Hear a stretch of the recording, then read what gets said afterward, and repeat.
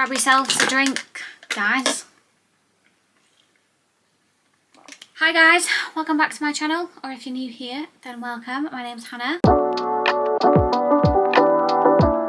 Today, we're going to have a sit-down chat because I haven't been here for a while and I'm hoping to kind of unload and just basically like word vomit at you for a little bit. And if you're going through kind of similar situations, maybe you can like relate and maybe feel a little bit better. So we're gonna chat together. I'm gonna let you know what's been going on for a little while. Also, yes, I'm wearing pajama bottoms because I've just got in from Christmas shopping with my dad, and I just want to get nice and cozy. And to be completely honest, maybe TMI, but it's the time of the month and I'm 4 days early, so I am suffering. So comfort is key. I've got my I Love Sleep pajama bottoms on and my jumper from before, which is all good. All good. So I don't even know where to start with you really, to be honest. On the topic, actually, let's carry on with periods.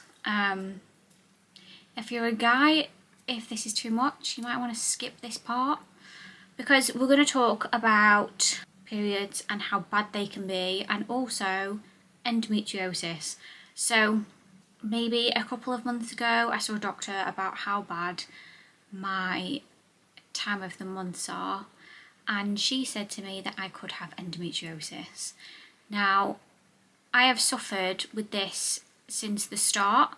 I was put on the pill, as I'm sure a lot of young girls were, to help basically, and it helped with, I suffered really bad with acne as well when I was younger, so it helped with my acne and it really helped with my periods and period pain and all that. It just kind of leveled everything out.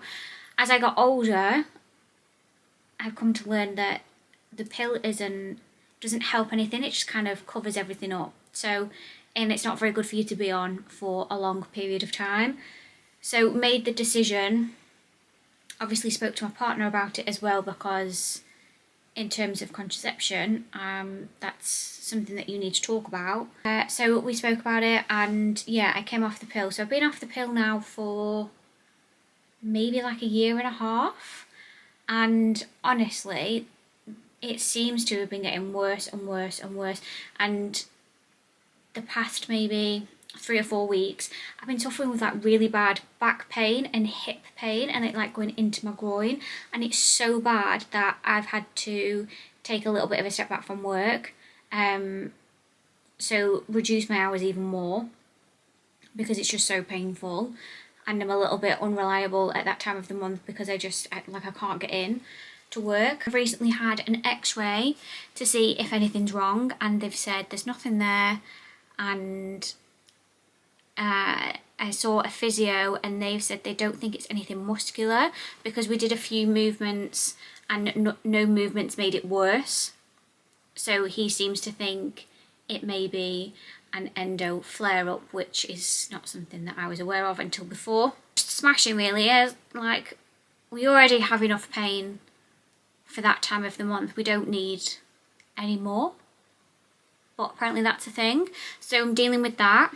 As you guys know, we're dealing with my dad's situation at the moment. And today was the best day ever because he's finally feeling a little bit happier in himself. And we went to town together to do a little bit of Christmas shopping. And we haven't done that for ages. And we used to do it all the time. We used to go like little father and daughter shopping trips all the time, and it was amazing. So it was so nice to do that with him today. Anyone who is going through a terminal cancer diagnosis from a family member, I want you to know that it's absolutely okay for you to just be down sometimes. Just be really sad some days because it's fucking hard. And not many people are in that same situation as you. Especially at the same time. So if anybody is going through that and they want to talk, please message me, DM me, leave a comment below, because it kind of feels isolating and alone, because you don't really want to put on any other family member because they're also going through it as well.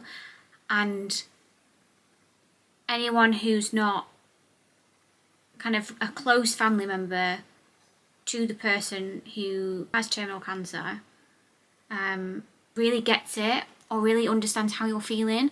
It's kind of like you're already partly grieving in a way. It's the weirdest thing. I don't really know how to describe it, but I wanted to talk about it on here because I want other people to know, because I definitely know that I'm not alone in this. And if you are going through it, I am so sorry that you're going through that. It's awful. It's one of the worst things, and just know that the only thing that you can do is be there. So just as much time as you can, be there with them. Which is why I've taken a step down in my job. I stepped down from like responsibilities, time, which also ends up with money, unfortunately, but money can always come back. The time with that person will not. So that's more valuable to me at this time than money. So with Christmas coming up, everyone's just gonna have to I can't spend as much on everyone else, and I'm starting to feel a little bit sad and guilty, because then at the same time I'm wanting to give my dad the best Christmas ever, and I just want him to have just anything and everything that he ever wants. But he always tells me, he's I don't want anything, I don't need anything, I'm fine, don't get me anything. That's just the kind of guy that he is. But I think the best thing that I can do is just give him my time, just be there. I'm planning on spending pretty much all of my Christmas Day with my dad, and probably Boxing Day, and probably Christmas Eve, and any time that I have that after that off work, just with my dad, just watching Christmas movies, making hot chocolates, helping around the house, making him cup of teas. Yeah, just in my pyjamas watching Christmas films with my dad and trying to make as many memories as possible. I'm also trying to take as many pictures and videos as possible. So there was a vlog that I started to film a good few months ago now, but I didn't end up, it was really long and I didn't end up editing it in time. What I am going to do though is I'm going to put a clip in here. It's me giving him his ginger shots, which I know obviously I've given you all guys the recipe that I'm doing the ginger shots at the moment. So I was videoing it. We were having a barbecue, I think. That's how long ago it was, because it's freezing outside now. We were having a barbecue and I was taking my ginger shot round with him, the big jar. I got him in front of the camera and I was are you all what do you think of the ginger shots and stuff, and that he was having them and it was helping him and stuff. So I'll put that in here. I've just come away from everyone for a minute just to let you know that the ginger shots that I make, obviously I bought a litre mason jar when I really didn't need to, but that'll do my dad for 6 days. So he just pours it into a little shot glass and drinks it from that. So yeah, let's see. I'm just telling everyone, oh let's focus, that I made you these ginger shots, and yes, they're very nice and tasty. Yeah, you don't like them though, really, do you? Yes. Do you? They're alright. You got used to having the ginger and stuff though now, haven't you? And I've started putting that cayenne pepper in as well, just to make it a bit more spicy. A bit more spicy. You found that last week, didn't you? Yes. But they're alright. Yes, they're alright. So when are you having them? In the morning, before I have something to eat. See? Who knows? You've got it down to a T now. Oh, it's in and out focus. There we go. Oh, look at us. Have you had a good day? Not bad at the minute. Yeah?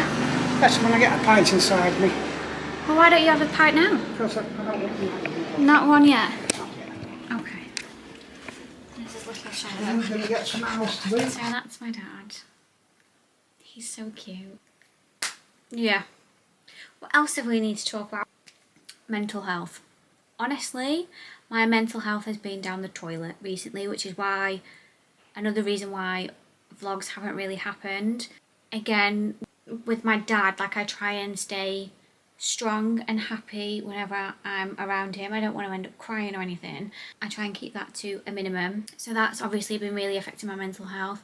To be honest, my nan passing, now I know, I've spoken about this on my channel too, and I'm pretty sure it's coming up like 6 months, so I don't know whether like I should be kind of like over it, but I think about her a lot, especially recently, and that has a massive impact on my mental health as well, because I just miss her. It's just, I've never really lost anyone that I was really close to. She was like my mum. In many ways she was, and to not have that anymore, it's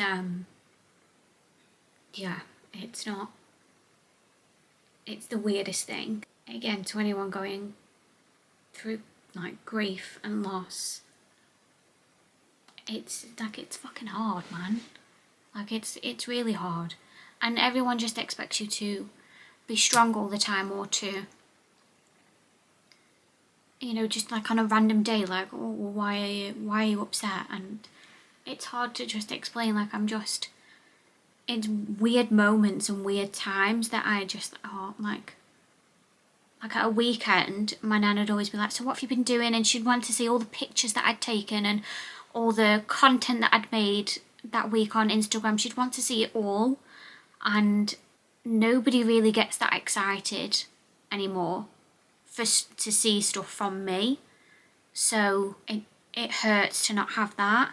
And when I'm away as well, like when I'm away, I think we went camping a couple of weeks ago, and I got upset then because my nan would want to hear from me, like, are you okay, what are you doing? And she'd want phone calls and text messages and stuff, and then she would be the person that I would, you know, let know I was okay and stuff. And this is another thing, like, me and my mum don't have like that close of a bond, and my dad doesn't have a phone.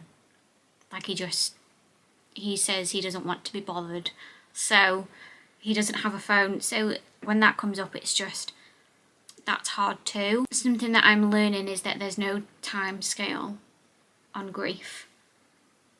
It isn't, you know, oh, it's happened months ago now, like, you should be fine. It's not how it works. So if you needed that reminder to just remember that also. Just going back on the endometriosis thing, I know this is a bit like higgledy-piggledy. I have been referred to gynecology, and I don't know what's going to happen. I'm pretty sure though, a good few years ago I was referred then, and they did like an ultrasound scan and they couldn't find anything. So whether it's going to be that again, I don't know. But speaking to a couple of people that have had endometriosis, they say they've had to have like the actual surgery for them to find it and to find the lesions and stuff 5 times before they found it, which is mental. Like, going through surgery once is enough, but to have to keep going back and trying to find it is just mental. I'm going to try and not edit this down too much and it to be as raw as possible. So I'm sorry that it's going to be a bit higgledy-piggledy and all over the place. And I know I'm slowly building up this community on YouTube. I want you to know that I'm grateful for every single one of you that watch my videos, that comment, that just share the love, and that's what I'm here for.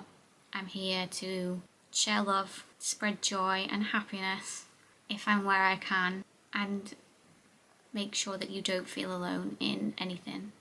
That's what I'm here for. If you feel like having a big sister who is vegan, then I'm your gal. That alarm's for my potatoes. 1 second. Oh, they just need another 5 minutes. So, yeah, I'm gonna leave this here and I'm gonna try and start vlogging again. But let me know what you want to see, because I'm always torn between like beauty, food, lifestyle. Like, I'm a bit of everything. So let me know if there's just a specific you would like. Or yeah, let me know. Hopefully I will see you guys soon. Bye.